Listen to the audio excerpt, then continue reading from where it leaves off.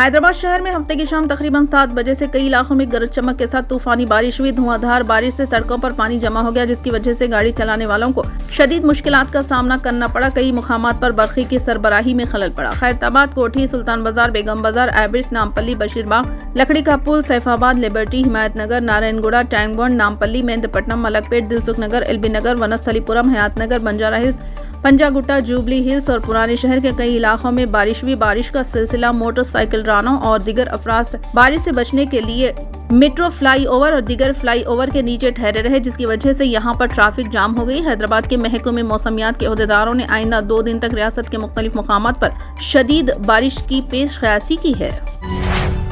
تالابوں اور نہروں کے FTL و بفر زون کے علاوہ سرکاری اراضیات پر غیر مجاز قبضوں کو برخاست کرنے کے لیے تشکیل دی گئی Hyderabad disaster response and asset monitoring and protection HYDRAA کی کارروائی کا سلسلہ جاری ہے۔ اس ادارے نے آج کوکاپیٹ میں غیر مجاز قبضوں کو منہدم کر دیا۔ سروے نمبر 147 پر سرکاری اراضی پر قبضہ کرتے ہوئے کی گئی غیر مجاز تعمیرات کو ہائیڈرا نے آج صبح منہدم کر دیا۔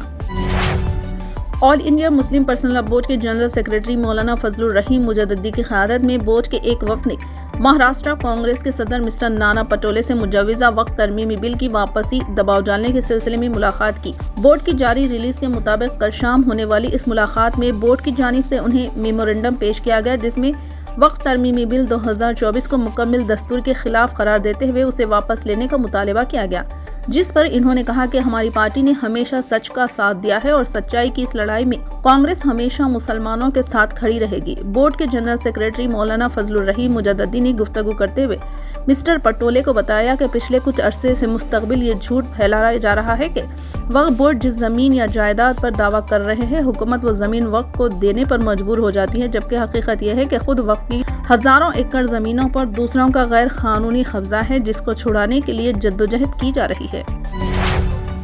عام آدمی پارٹی کے سینئر لیڈر آتشی نے ہفتے کو یہاں راج نواس میں وزیر اعلیٰ کے عہدے کا حلف لیا۔ ان کے ساتھ 5 دیگر وزراء نے بھی حلف لیا۔ لیفٹیننٹ گورنروں کے سکسینہ نے آتشی کو وزیر اعلیٰ کا حلف دلایا۔ محترمہ آتشی نے اپنے 5 کابینی وزراء گوپال رائے، کیلاش گہلوت، سوربھ بھردواج اور عمران حسین اور مکیش اہلوت کے ساتھ حلف لیا۔ ان میں سے 4 کیجریوال حکومت کے دوران بھی وزیر کے عہدے پر فائز تھے، جبکہ مکیش اہلوت کو پہلی بار کابینہ میں شامل کیا گیا۔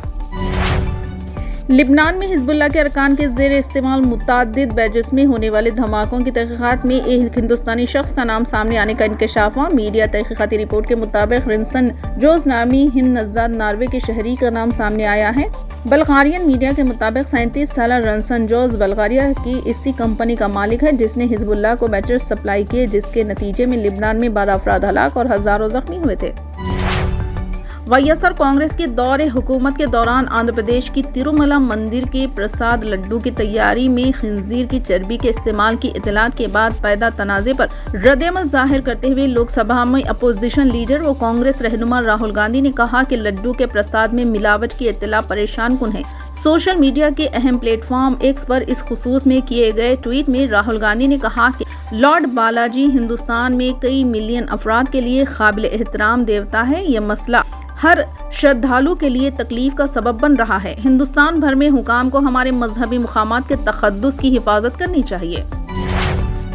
تلنگانہ کی چیف سیکریٹری شانتی کماری نے صدر جمہوریہ دروپدی مرمو کے 28 سپٹمبر کو دورہ حیدرآباد کے انتظامات کا جائزہ لینے کے لیے ہفتے کو عہدیداروں کے ساتھ میٹنگ کی۔ چیف سیکریٹری نے کہا کہ اپنے ایک روزہ دورے کے دوران محترمہ مرمو صبح نالسار یونیورسٹی آف لاء کے کانوکیشن کی تقریب میں شرکت کریں گی۔ وہ 28 سپٹمبر کی شام نیلائم میں انڈین آرٹس فیسٹیول کا افتتاح بھی کریں گی۔ سماجوادی پارٹی لیڈر ابو عاصم اعظمی نے اقلیتی کمیشن چیئرمین سے ملاقات کر کے مہاراشٹر میں گنپتی وسرجن اور عید میلاد النبی صلی اللہ علیہ وسلم جلوس کے دوران ہوئے تشدد کے واقعات کی تحقیق کا مطالبہ کیا۔ ذرائع کے مطابق انہوں نے واضح کیا کہ مہاراشٹر میں گنپتی وسرجن اور عید میلاد النبی کے جلوس میں تشدد کے بعد ریاست کے حالات کشیدہ ہے۔ فرقہ پرستوں کے مسجد کے باہر ڈھول تاشے بجانے پر اکثر مقامات پر تشدد برپا ہوا ہے۔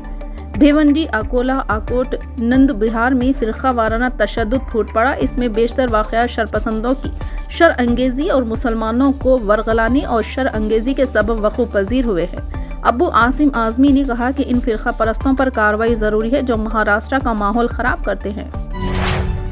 مرکزی وزیر داخلہ اور B J P leader Amit Shah نے جموں کشمیر کی عوام سے وعدہ کیا کہ بی جے پی اقتدار میں آنے پر عید اور محرم کے موقع پر 2 مفت گیس سلنڈر دیے جائیں گے۔ امت شاہ نے ہفتے کو جموں پہنچے۔ اس دوران ایک ریلی سے خطاب کرتے ہوئے انہوں نے یہ اعلان کیا۔ مینڈھر میں ایک انتخابی جلسے سے خطاب کرتے ہوئے مرکزی وزیر داخلہ امت شاہ نے کہا کہ عبداللہ مفتی اور نہرو گاندھی خاندان نے 90 کی دہائی سے جموں کشمیر میں دہشت گردی پھیلا رکھی ہے۔